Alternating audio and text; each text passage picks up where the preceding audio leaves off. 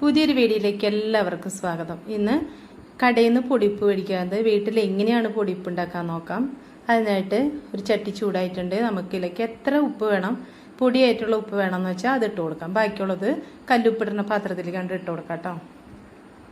അപ്പോൾ കടയിൽ നിന്ന് മേടിക്കുന്ന പൊടിയുപ്പിൽ ഭയങ്കര മായണമെന്ന് പറയുന്നുണ്ട്. അപ്പോൾ നമുക്ക് വീട്ടിൽ ഇതുപോലെ പരമാവധി ചെയ്യാം. നല്ല അടിപൊളി പൊടിപ്പ് നമുക്ക് കിട്ടും കേട്ടോ.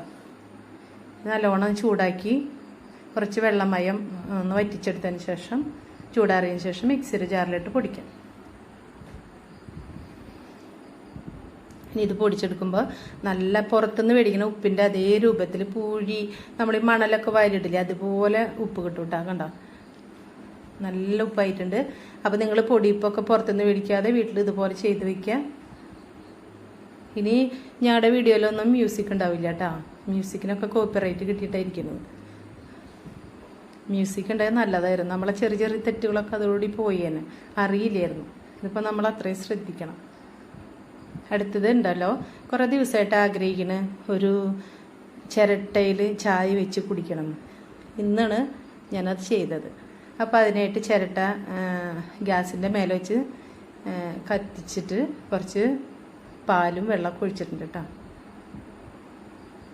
അപ്പോൾ ഇത് ഇപ്പം തന്നെ ചെരുകിയ ചിരട്ടീന് കേട്ടോ, പഴയ ഉണങ്ങിയ ചിരട്ടയല്ല അത്. ഇതിലേക്ക് ചായപ്പൊടിയും പഞ്ചസാര ഇട്ട് കൊടുക്കാം. ചായ അടിപൊളിയാട്ടോ. ചിരട്ടയിലുള്ള ചായ സൂപ്പർ ചായ ആയിട്ടുണ്ടായിരുന്നു. തിളച്ച് മറിഞ്ഞു കഴിഞ്ഞാൽ നമ്മുടെ ഗ്യാസൊക്കെ കേടാവും. അപ്പൊക്ക് ഞാൻ എടുക്കുകയാണ് കേട്ടോ ചെയ്യുന്നത്. അപ്പോൾ വീഡിയോ കണ്ട് ഇഷ്ടപ്പെട്ടാൽ ലൈക്ക് ചെയ്യാനും കമൻറ്റ് ചെയ്യാനും സബ്സ്ക്രൈബ് ചെയ്യാനും മറക്കരുത്. അപ്പോൾ ഇത് ഓഫാക്കാം കേട്ടോ. ഇപ്പോഴാണ് ശരിക്കും അങ്ങോട്ട് തിളച്ച് വന്നു. നമ്മൾ വിചാരിച്ച പോലെ പാത്രത്തിലേക്ക് ഒഴിക്കാൻ പറ്റില്ല കേട്ടോ. തിളച്ച് അങ്ങോട്ട് പൊന്തി വന്നു. അങ്ങനെ ചിരട്ട ചായ കുടിക്കാന്നുള്ള എൻ്റെ ആഗ്രഹം മാറി കിട്ടി. ഇതിലേക്ക് അരിച്ചൊഴിക്കാം കേട്ടോ. ഈ ചായക്ക് കുറച്ചുകൂടി ടേസ്റ്റ് കൂടുതലാണ്. ഉണങ്ങിയ ചിരട്ടയിൽ ചായ വയ്ക്കണേക്കാളും ടേസ്റ്റ് ഇതിലാണ് കേട്ടോ. ഇനി ഒരു ഗ്ലാസ്സിലേക്ക് പരത്തി കൊടുക്കാം.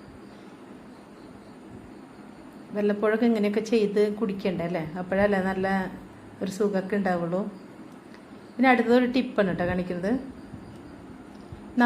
നമ്മുടെ നോൺ സ്റ്റിക്ക് പാത്രങ്ങളുടെ സ്ക്രൂ ഒക്കെ ഇളകിപ്പോയി കഴിഞ്ഞാൽ പിന്നെ വെച്ച് കഴിഞ്ഞാലും വീണ്ടും വീണ്ടും ഇളകി വരും അല്ലേ. അപ്പോൾ ആ സ്ക്രൂ ഊരിയിട്ട് ഒരു നമ്മുടെ ചാർജർ ഉണ്ടാവുമല്ലോ അതിൻ്റെ പഴയത്, അപ്പോൾ അതൊന്ന് മുറിച്ചെടുത്ത് അതിൻ്റെ ഉള്ളിൽ ചെമ്പ് കമ്പി ഉണ്ടാവും കേട്ടോ. അത് ഒന്ന് അതുമ്പോൾ ചുറ്റിച്ച് കൊടുക്കാം ആ സ്ക്രൂമ്മ.